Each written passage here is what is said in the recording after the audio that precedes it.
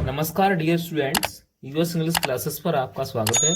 और आज एक नई वीडियो लेक्चर में हम 12th क्लास के चैप्टर सेकंड लॉस्ट स्प्रिंग के शॉर्ट आंसर टाइप क्वेश्चन करेंगे। तो चलो, why did Anees Jung ask Saheb about the school, what was its impact on Saheb. Why did Anees Jung ने क्यों पूछा साहिब से क्यों पूछा, अबाउट द स्कूल, स्कूल के बारे में क्यों पूछा, what was its impact on Sahib, और साहिब पर इसका क्या प्रभाव पड़ा, इम्पैक्ट क्या प्रभाव पड़ा। अनीस जंग ने पूछा साहिब से पूछा अबाउट द स्कूल, स्कूल के बारे में। अनीस जंग ने साहिब से स्कूल के बारे में पूछा बिकॉज, क्योंकि she wanted to know his desire for education. She wanted, वह चाहती थी, टू नो जानना, हिज डिजायर उसकी इच्छा जानना चाहती थी, फॉर एजुकेशन के लिए।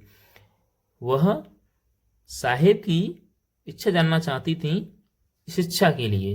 He was much affected and eager to join for education when author asked him if he would get admission in her school. तो ही वॉज मच अफेक्टेड, वह बहुत प्रभावित था, एंड और eager to join school for education, और वह उत्सुक था टू ज्वाइन करने के लिए स्कूल को, फॉर एजुकेशन शिक्षा के लिए, और वह शिक्षा के लिए स्कूल ज्वाइन करने के लिए उत्सुक था और बहुत प्रभावित था। वैन, जब ऑथर आस्क्ड, जब लेखिका ने पूछा हिम उसे, इफ यदि ही वुड गेट एडमिशन, कि वह एडमिशन लेगा इन हर स्कूल। यानी जब लेखिका ने, जब ऑथर ने उसे पूछा कि वह उनके स्कूल में एडमिशन लेगा, तब वह बहुत प्रभावित था और बहुत उत्सुक था शिक्षा के लिए, स्कूल से जुड़ने के लिए। नेक्स्ट क्वेश्चन की तरफ चलते हैं। Why did Sahib and other, ये लिखा हुआ other rag pickers not wear chappals, what accuse did they give for it. Why, क्यों, did Sahib and other rag pickers, Sahib और अदर रैग पिकर्स मतलब कूड़ा बीनने वाले, साहिब और दूसरे कूड़ा बीनने वाले, नॉट वियर चप्पल क्यों नहीं पहनते थे। What excuse did they give for it, what excuse क्या कारण, डिड दे गिव उन्होंने क्या कारण बताया, फॉर इट इसके लिए उन्होंने क्या कारण बताया। Sahib and other rag pickers did not wear chappals, Sahib और दूसरा कूड़ा बीनने वाले डिड नॉट वियर चप्पल नहीं पहनते थे, बिकॉज, क्योंकि, देयर पेरेंट्स उनके माता पिता वर टू पुअर इतने गरीब थे, टू बाई देम उनको खरीदने में गरीब थे, यानी उनके माता पिता चप्पलें नहीं खरीद सकते थे।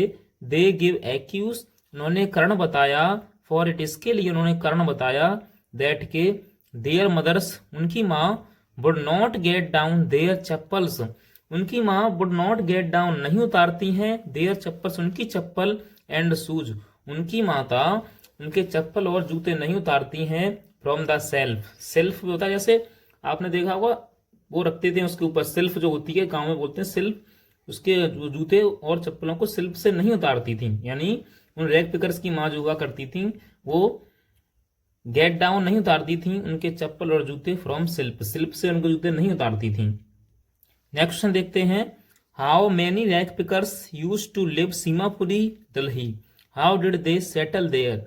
हाउ मेनी रैग पिकर्स कितने कूड़ा उठाने वाले, कूड़ा बीनने वाले, यूज टू लिव रहा करते थे, सीमापुरी दिल्ली, यानी कितने कूड़ा बीनने वाले दिल्ली सीमापुरी में रहा करते थे। How did they settle there, और वे वहां कैसे सेटल हुए, यानी वे सेटल देयर वे वहां कैसे सेटल हुए। 10,000 rag pickers use to live in Seemapuri Delhi, 10,000 कूड़ा बीनने वाले यूज टू लिव रहा करते थे, इन सीमापुरी दिल्ली सीमापुरी में 10,000 कूड़ा बीनने वाले रहा करते थे। देयर पेरेंट्स उनके माता पिता, had left Bangladesh their motherland उनके माता पिता ने, हैड लेफ्ट बांग्लादेश छोड़ रखा था, देयर मदरलैंड यानी उनकी मातृभूमि बांग्लादेश को छोड़ रखा था, एंड और सेटल देयर वे सेटल हो गए थे, देयर वहां, in search for their living खोज में, फॉर के लिए, देयर लिविंग अपनी जीविका की खोज में वहां सेटल हो गई थी। नेक्स्ट क्वेश्चन देखते हैं, what was the meaning of the garbage for children, what did they find in it. What was the meaning, क्या अर्थ था, ऑफ द गार्बेज कूड़ा बीनने का, कूड़े का क्या अर्थ था, फॉर द चिल्ड्रन बच्चों के लिए, यानी बच्चों के लिए कूड़े का क्या अर्थ था, और what did they find in it, और क्या डिड दे फाइंड वे क्या मिलता था, यानी वे क्या प्राप्त करते थे या क्या खोजते थे, इन इट इसमें, यानी कूड़े में वे क्या खोजते थे। The meaning of garbage for children was something wrapped in wonder. The meaning of garbage कूड़े का अर्थ, फॉर के लिए, चिल्ड्रन बच्चों के लिए, बच्चों के लिए कूड़े का अर्थ, वाज था, something wrapped in wonder, something miss कुछ, रैप्ड मिस लिपटा हुआ, इन वंडर आश्चर्य में, यानी बच्चों के लिए कूड़े का अर्थ आश्चर्य में कुछ लिपटा हुआ था। समटाइम्स कभी कभी, they found 1 rupee and sometimes 10 rupee note in it also, कभी कभी वे 1 रुपए का नोट और कभी कभी वे 10 रुपए का नोट, इन इट आल्सो उसमें प्राप्त करते थे, यानी कभी कभी उन्हें उसमें 1 रुपए का नोट मिलता था, कभी कभी 10 रुपए का नोट मिलता था। नेक्स्ट क्वेश्चन की तरफ बढ़ते हैं, why did Saheb join the job of milk booth, what was the paid for his service. Why miss क्यों, डिड साहिब ज्वाइन साहिब ने ज्वाइन क्यों किया, द जॉब साहिब ने नौकरी क्यों ज्वाइन की, at milk booth milk booth पर, मिल्क की दूध की दुकान पर उसने नौकरी को क्यों ज्वाइन किया। What was his paid for his service, और व्हाट मिस क्या, वाज ही पेड उसे क्या दिया जाता था, फॉर हिज सर्विस अपनी सेवा के लिए, अपनी नौकरी के लिए उसे क्या दिया जाता था।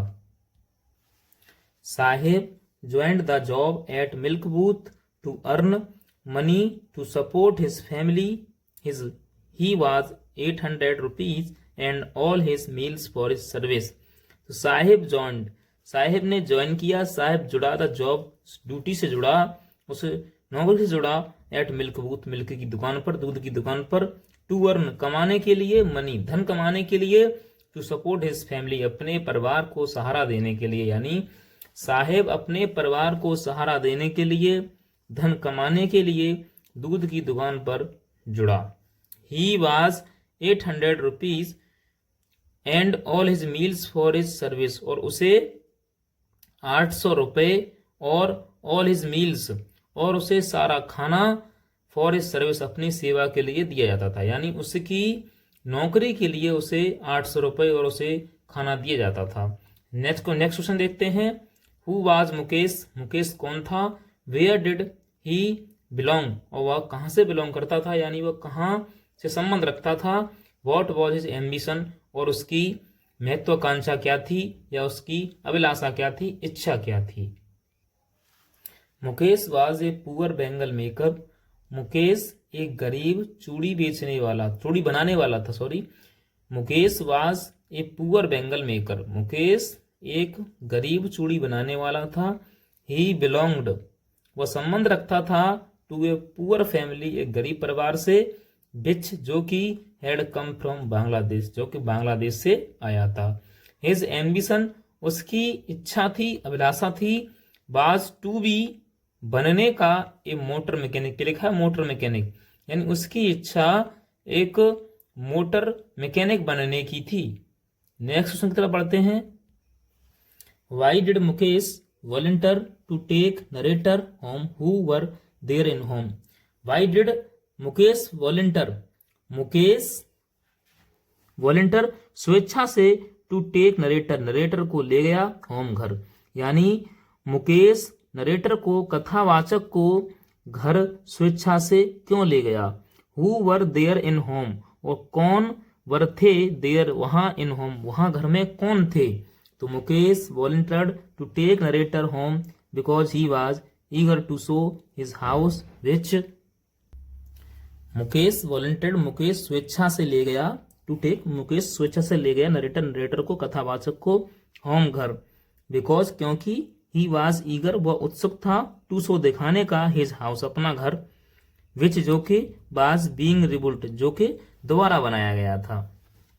यानी मुकेश स्वेच्छा से नरेटर को अपने घर ले गया क्योंकि वह उत्सुक था दिखाने का, हिज हाउस अपना घर दिखाने का, विच जो कि वाज बीइंग रिबुल्ट जो कि दोबारा बनाया गया था, देयर वर मुकेश वहां मुकेश था, हिज एल्डर ब्रदर्स वाइफ और उसके बड़े भाई की पत्नी थी, हिज एल्डर ब्रदर उसका बड़ा भाई था, एंड और हिज फादर उसके पिताजी थे, एंड हिज ग्रैंडमदर उसकी दादी थी, इन होम घर में उसके घर में, यानी देयर वर मुकेश वहां उसके घर में मुकेश था, उसके बड़े भाई की पत्नी थी, उसका बड़ा भाई और उसके पिताजी और उसकी दादी माँ थी।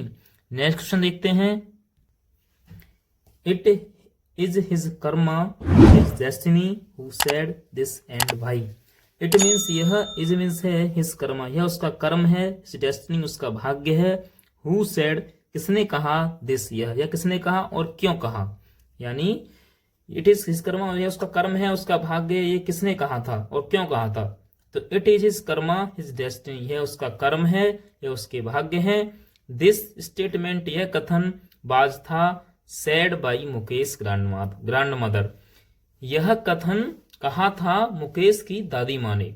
She had not enough food in all her life, she had not enough उन्होंने, हैड नॉट एनफ उन्होंने पर्याप्त खाना नहीं खाया था, इन ऑल हर लाइफ अपने पूरे जीवन में, यानी मुकेश की दादी माँ ने अपने पूरे जीवन में पर्याप्त खाना नहीं खाया था। नेक्स्ट क्वेश्चन की तरफ देखते हैं। What does bangles symbolise, what in the role of bangles makers of Firozabad. What does the bangle symbolise, what means क्या था बेंगल सिंबलाइज, बेंगल क्या, बेंगल का क्या प्रतीक है, बेंगल किसका प्रतीक है। व्हाट इज रोल इसका क्या, इसकी क्या भूमिका है, ऑफ बेंगल यानी बेंगल की क्या भूमिका है, मेकर्स ऑफ फिरोजाबाद चूड़ी बनाने वालों की फिरोजाबाद में क्या भूमिका है।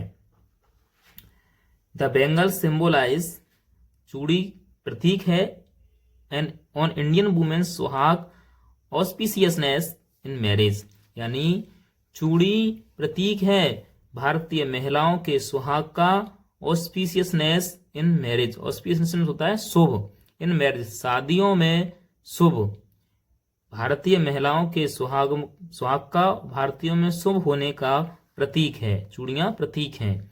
The role of bangle makers of Firozabad is very important in India because they make the bangles for all Indian women.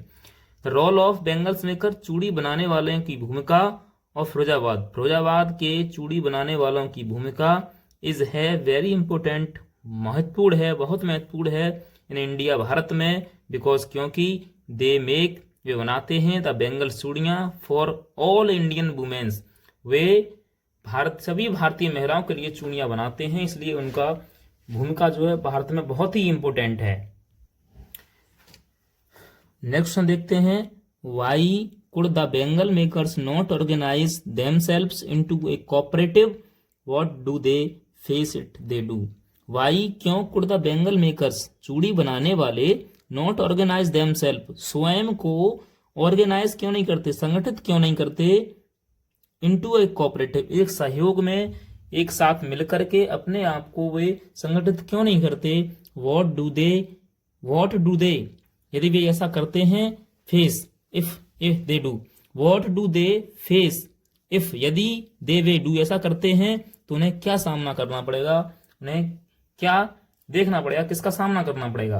तो द बेंगल मेकर्स चूड़ी बनाने वाले could not organize चूड़ी बनाने वाले संगठित नहीं रह सकते, हो सकते, themselves स्वयं संगठित नहीं हो सकते, into a cooperative एक सहयोग में एक साथ मिलकर के संगठित नहीं हो सकते, बिकॉज क्योंकि they they would be hold up वे पकड़े जाएंगे, यानी होल्ड अप मींस पकड़े जाएंगे, बाय द पुलिस के द्वारा, बीटन और पीटे जाएंगे, एंड ड्रैग्ड और घसीटे जाएंगे, टू जेल तक, for doing something illegal and other reason that there was no leaders. The police beaten police उन्हें पीटेगी, एंड और ड्रैग्ड घसीटेगी, टू जेल तक, फॉर डूइंग करने में, समथिंग कुछ, इलीगल यानी कुछ गैर कानूनी काम करने में उन्हें जेल तक घसीटेगी और पीटेगी, एंड अदर रीजन और दूसरा कारण यह था कि देयर वाज नो लीडर उनका कोई नेता नहीं। और दूसरा रीजन दूसरा रीजन था देयर वाज नो लीडर, उनका कोई नेता नहीं है, अमोंग देम, उनके बीच में उनका कोई नेता नहीं है, हु जो कुड हेल्प, उनकी मदद कर सके, देम कुड हेल्प देम, जो उनकी मदद कर सके, to see things differently, to see देखने के लिए, थिंग्स वस्तुओं को, डिफरेंटली अलग तरीके से, यानी उनका कोई नेता नहीं, उनके बीच में उनका कोई लीडर नहीं है, नेता नहीं है, वो वस्तुओं को अलग से देख सकें, यानी वो कोई लीगल काम को करने के लिए हिम्मत जुटा सकें, ऐसा करने के लिए, ऐसा सहयोग करने के लिए उनके पास कोई नेता नहीं है। आपकी शॉर्ट आंसर टाइप फिनिश होते हैं।